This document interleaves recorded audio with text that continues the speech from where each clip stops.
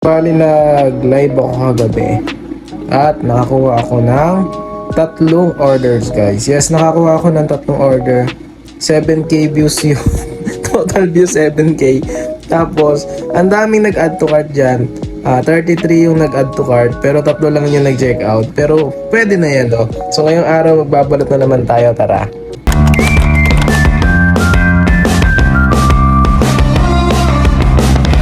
Kagaya ng lagi natin ginagawa, dinodoble natin yung tape niyan. Kahit may shrink bands na yan, naglalagay pa rin tayo ng second layer ng tape para maiwasan natin ang paglilik at hindi siya magbukas kasi malalayo yung mga nag-order. At syempre ayaw natin meron sila ng bad experience.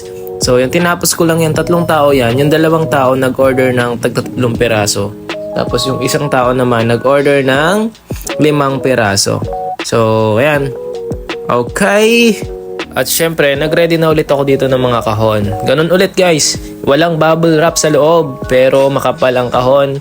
Makapal yung divider, kaya solid ang ating pagkakakahon dyan. Sige, move forward. Dito na tayo sa pagbabubble wrap. Ganun pa rin, 3 layer. Syempre, nilalagyan natin ng fragile yan para alam ng rider na babasagin yung laman sa loob, no?